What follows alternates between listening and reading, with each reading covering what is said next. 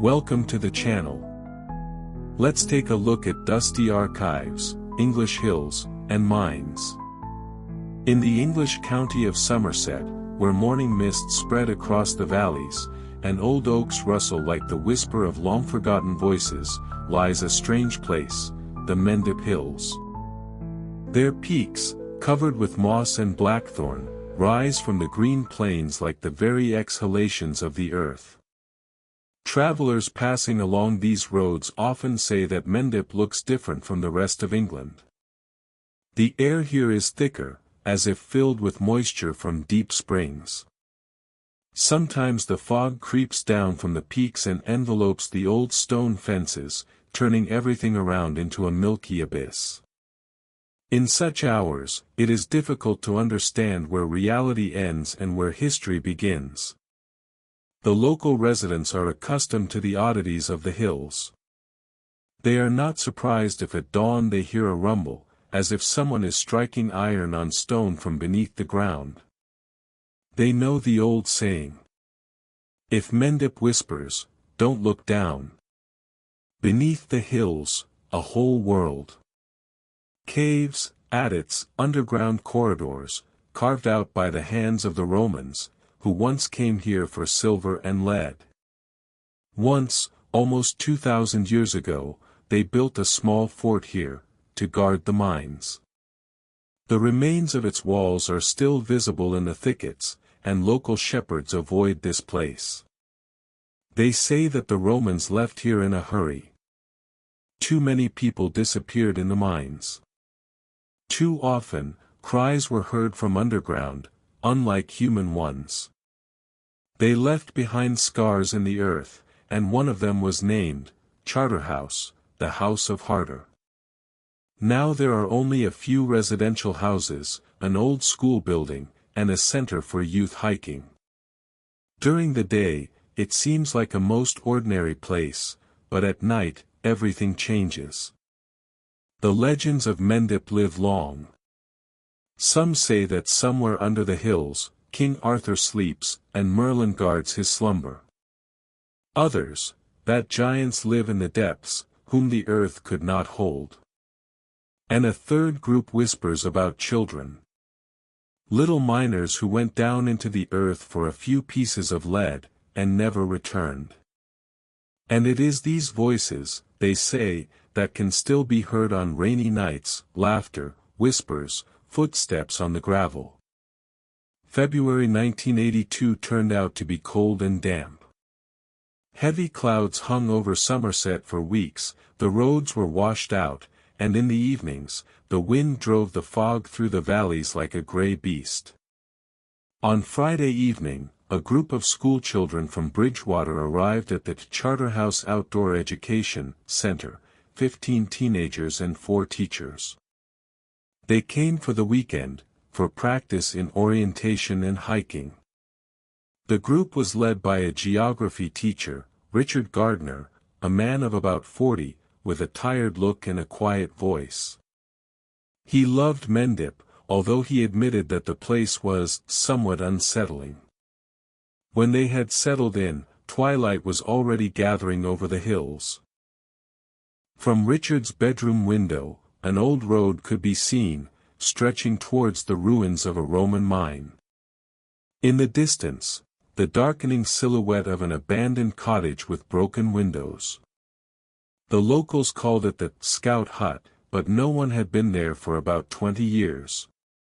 At night, when the children had fallen asleep, Richard couldn't close his eyes for a long time. He listened as the wind rustled in the shutters, as the old beams creaked. At some point, it seemed to him that he heard children's voices. Laughter, muffled, as if from a distance, as if someone was playing tag in the rain.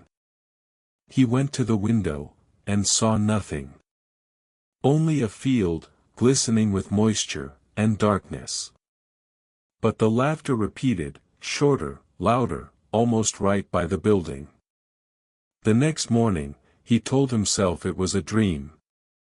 And yet, when they gathered for the hike, Richard caught himself listening to the wind from time to time. The trail went higher and higher, under the clouds. The children walked cheerfully, discussing something of their own. 3 teachers walked with them, while Gardner himself drove ahead in the school minibus to meet them at the rest point. The day was raw, and by the time the first 2 groups had passed, his teeth were already chattering from the cold. But the third never appeared at the appointed time. Half an hour later, he saw their silhouettes, 5 teenagers and the teacher, Miss Rowley. They were tired, soaked, and one of them was trembling not from the cold. "Where is Sarah?" he asked. The teacher turned around. Her face turned pale. "She was walking right beside me. I thought she was behind. The girl has disappeared." Richard immediately started the bus and headed back along the trail. The rain was getting heavier, the wind was howling, and visibility was dropping to almost zero. He stopped at every fork, got out, and shouted the girl's name, but in response, he heard only the rain. Eventually, he turned towards the place where the old mine stood, Velvet Bottom. Or was once mined there, now, only pits overgrown with grass, and rotting picnic tables. He gave 3 short honks of the horn, and froze. Because of the noise of the rain, it seemed no one could answer, but suddenly, laughter was heard. A child's. Light, as if from summer. He got out of the bus. It sounded like the laughter was coming from the old scout hut, that very cottage. But the building was boarded up, the windows were broken, the door was on a chain. And yet, standing in the rain, Richard heard someone playing inside. Running, clapping hands, laughing.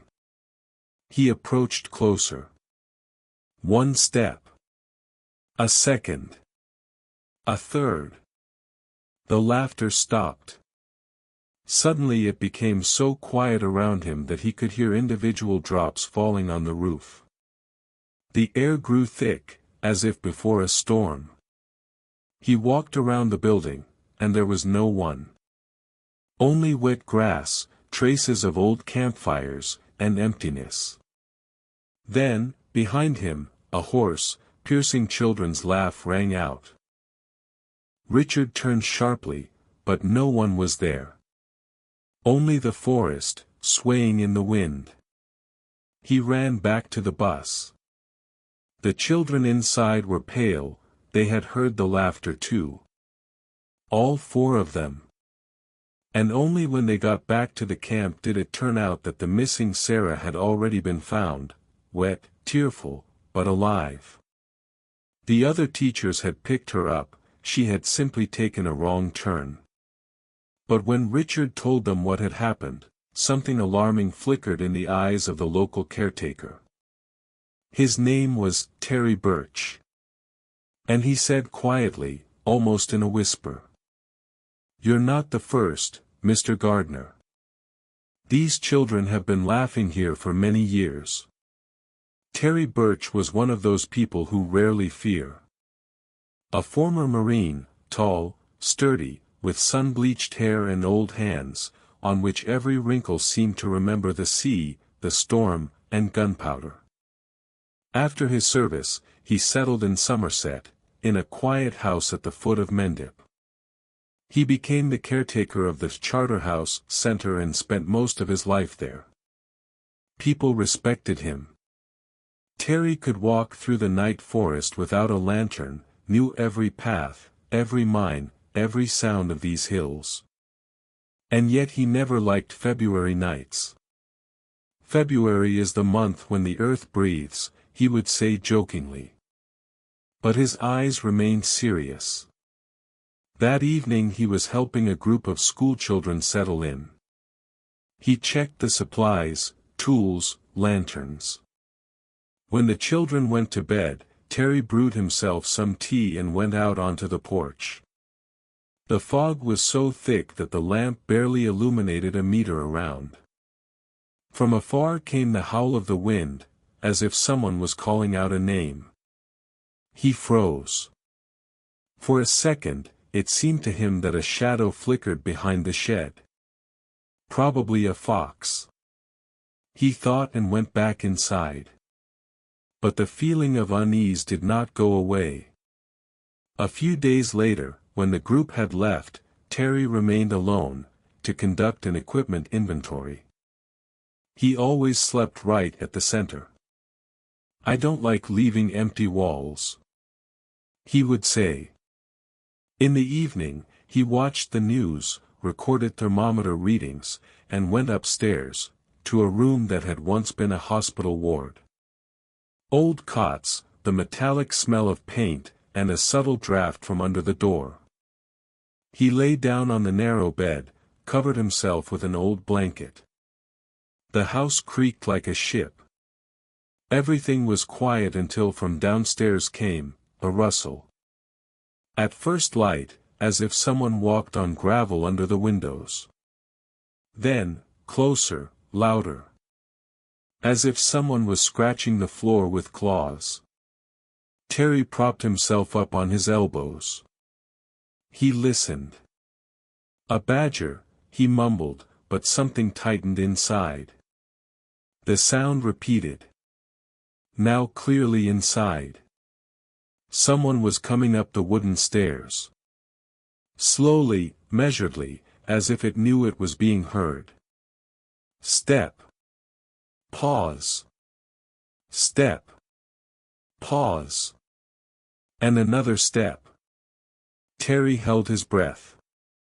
With each new creak of the stairs, his blood ran cold. He distinctly remembered, all doors and windows were locked. Every single one. And yet someone was coming up. The steps reached the landing. Then, silence. Only his heart pounded in his ears. Then something quietly rustled right at the door. Scratching a light tapping, and as if a damp breath. "Who's there?" he shouted. There was no answer. Instead, there was a slow scrape, as if someone was dragging a metal brush across wood. And suddenly, a dull thud. The door trembled, but did not open. Terry jumped up. He grabbed the flashlight and aimed the beam at the floor. And saw movement. Right under the door. Something black, formless, glided across the floor, like a shadow, like smoke. It seeped through the gap under the door, a gap less than 2 centimeters. But this something was passing through. Terry froze like a stone. He watched the dark mass wriggle, stretch, as if alive. Then, a pause. Silence. And suddenly, a shove. The bed lurched violently. Terry cried out. Something hit his legs, claws, teeth, cold, slimy. "Get out!" he screamed, kicking forward. He kicked blindly, again and again, feeling resistance. Each kick was accompanied by a piercing shriek, similar to a child's cry. Then, a commotion, scratching, stomping. The creature recoiled and rushed away, hitting the door with such force that it almost ripped off its hinges. Then, silence. Only the rain outside the window.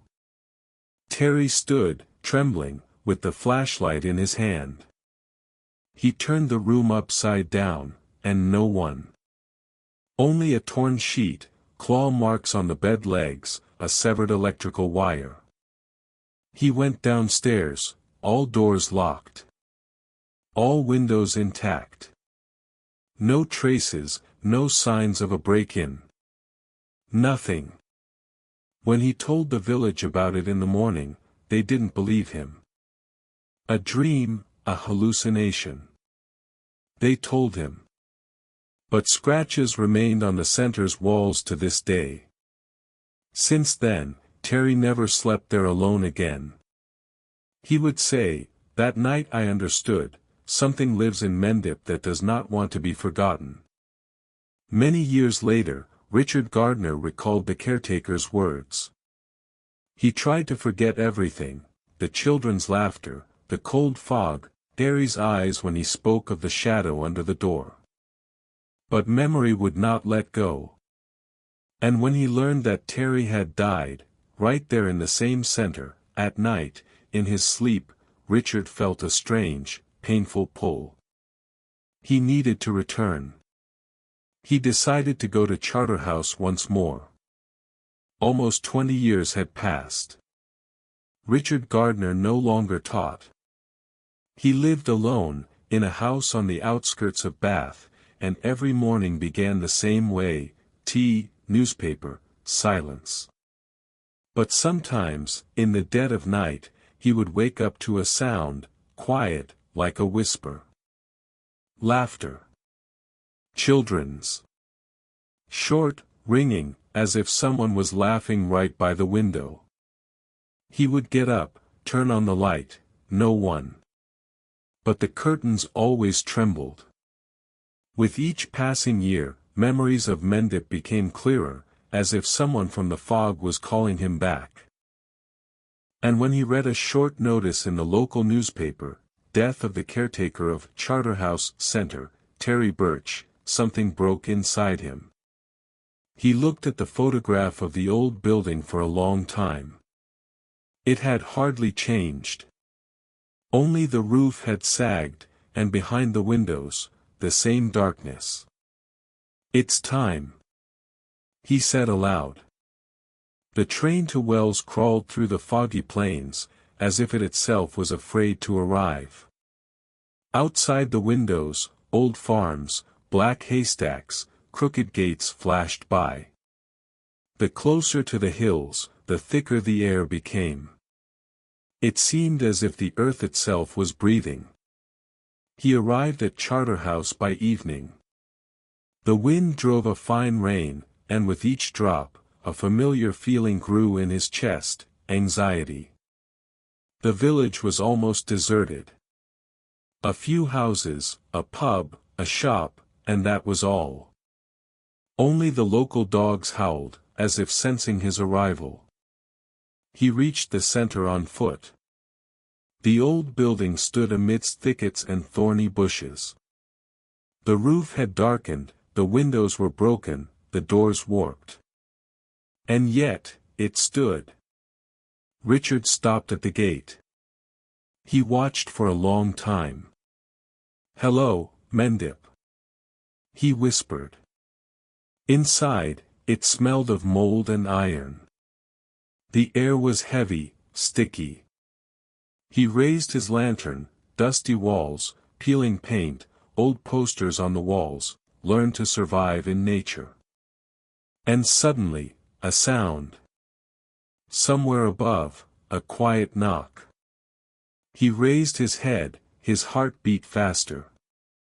A second knock. Then a third. As if someone was walking on the floor above him. "Is anyone there?" he shouted. Silence. Only raindrops tapped on the roof. He went up the stairs.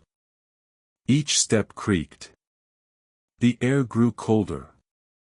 On the second floor, that very door. The one behind which Terry had seen a shadow. The door was ajar. Richard pushed it. Click. The hinges groaned plaintively.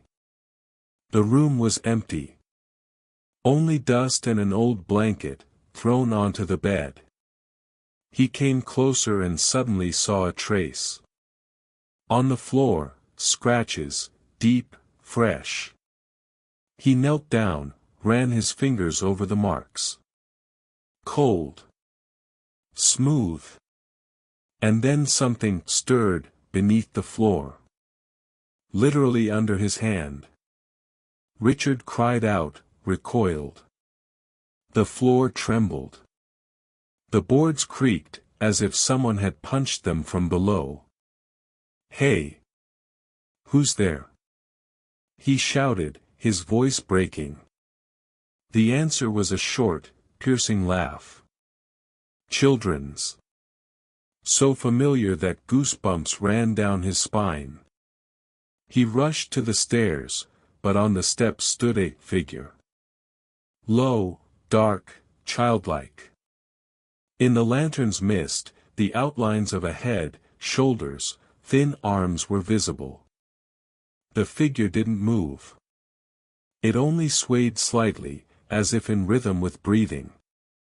"Sarah," he whispered. But the figure was silent. He took a step. A second. A third. And then the child raised its head. The face, empty. White. Without eyes. Thick, black liquid flowed from the gaping sockets. The mouth stretched to its ears, and from within came a shriek, laughter, scream, whisper all at once.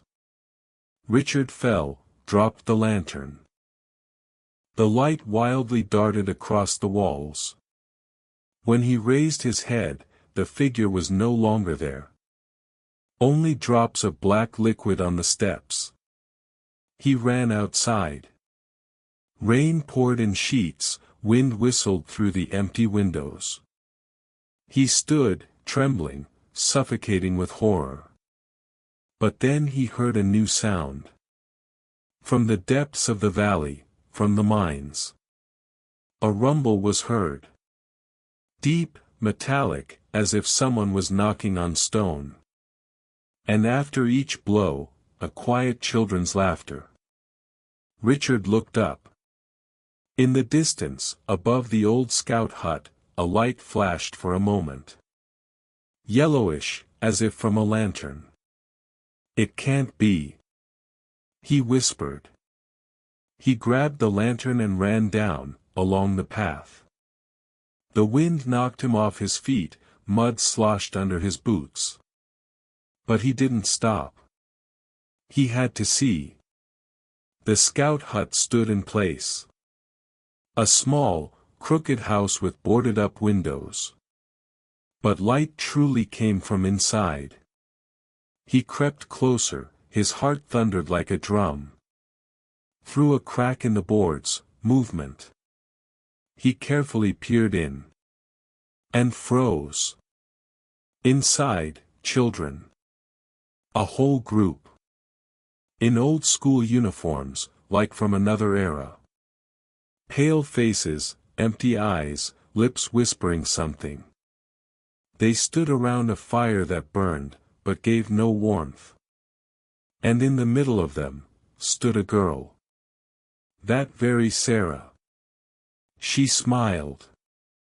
And whispered, "We aren't lost, Mr. Gardner. We found our way back."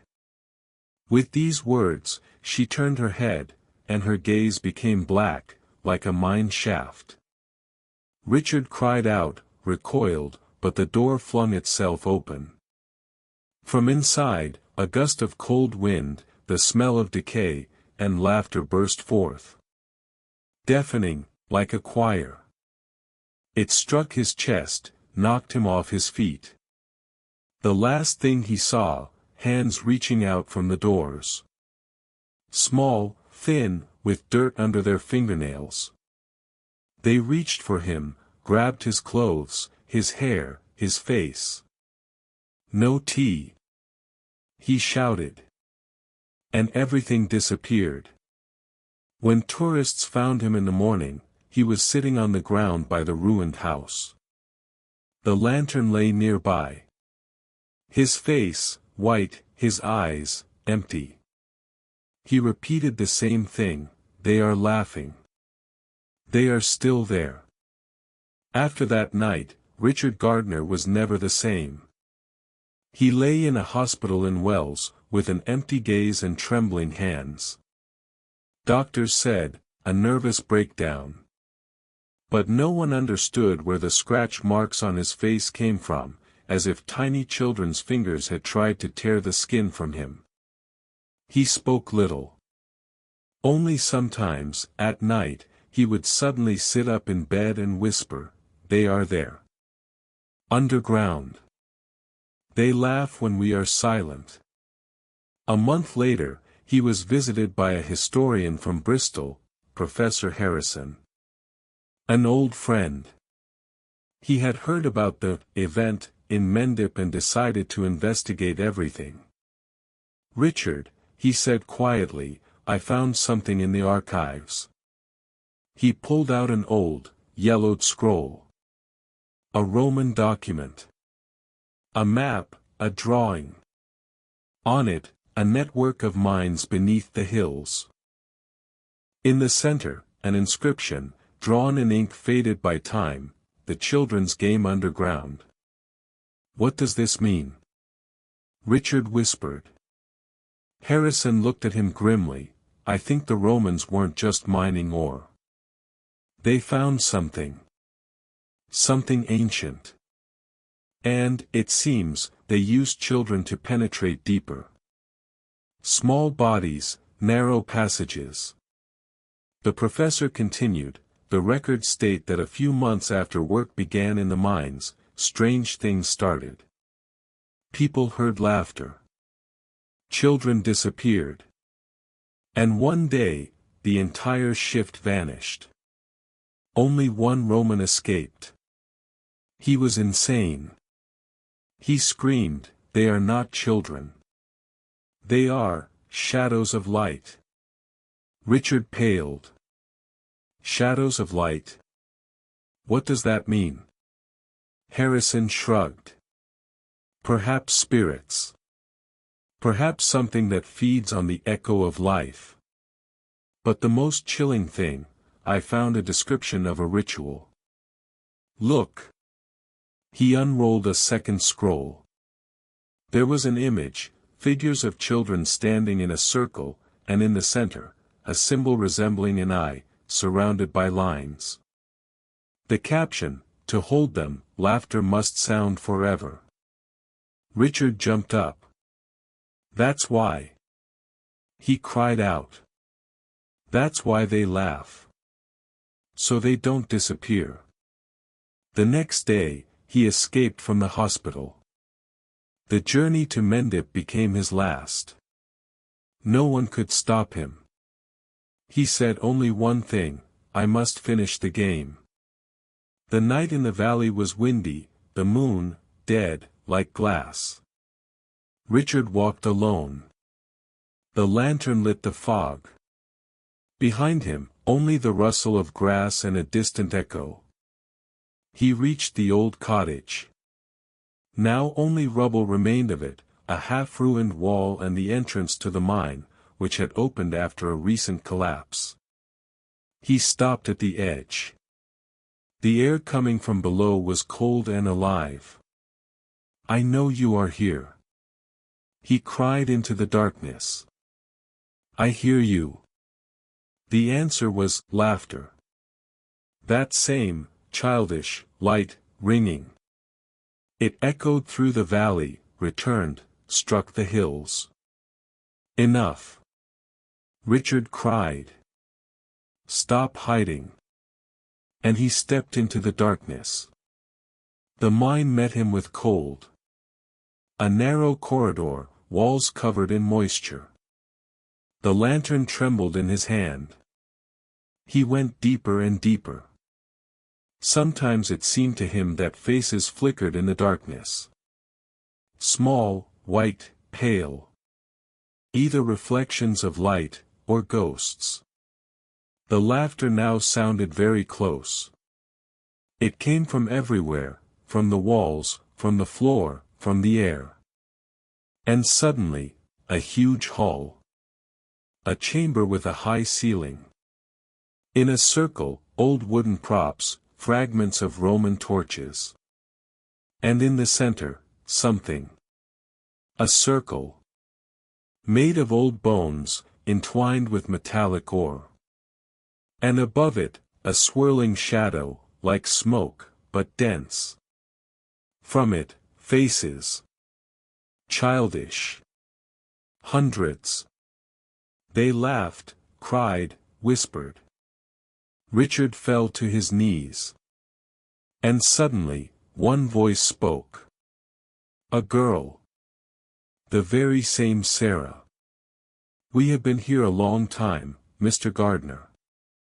They won't let us go. We are their voices. Their game.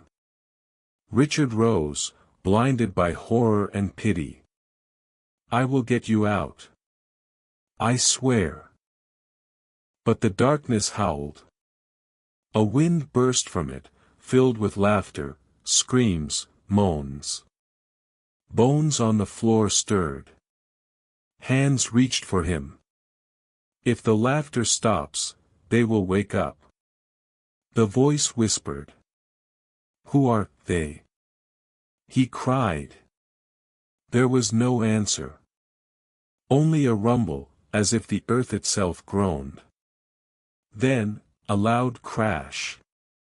The ceiling collapsed. A week later, rescuers found the mine. Inside, empty. No body, no traces. Only a broken lantern, and on the wall, scratches, traced by a trembling hand. Laughter is a seal. Now Mendip is quiet again. But only by day. And at night, if you listen closely, you can hear it. Far beneath the earth, where the Romans opened their children's game, something is still alive. Sometimes the fog in the valley becomes thicker than usual.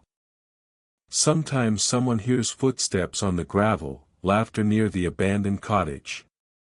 And then the old people in the pub quietly cross themselves and say, don't dare to answer. Never. If you hear laughter, don't dare to laugh back. Because, they say, if you so much as smile and you're already in the game. 140 meters beneath the surface, in one of the collapsed tunnels of the old Roman mine, an object was found, a metal box, heavily corroded. Inside, remnants of a paper journal, burned at the edges, and a plastic pen with the engraving, CH Center, property of our Gardner, in it. We read, if anyone ever reads this, do not look for them. They are not lost. They are waiting. Laughing so they don't fall asleep. I saw them. Faces. Childish, but not alive. They look through the stone. Through us. On the back cover, scratches made by something sharp were found. The children's game is eternal. The handwriting matches samples from Richard Gardner. His body was never found. On the night of November 18, one of the cavers reported that, as they were ascending to the surface, he heard laughter, childish, ringing, echoing off the walls. This sound is absent from the camera recording. However, a short hiss and a drop in air pressure in the mine were recorded, as if from a sudden gasp of the earth. The case is closed. The site was refilled and sealed with cement. The entrance to Velvet Bottom has been declared dangerous and closed to the public. Search and rescue staff refuse to work night shifts without a pair of lanterns and without children's lullabies, which, according to them, keep the silence below. And yet, when the wind comes from the west, bringing moist air, and fog descends on the meadows, locals swear, somewhere deep underground, in the old Mendip mines, laughter can still be heard. Quiet, trembling, endless.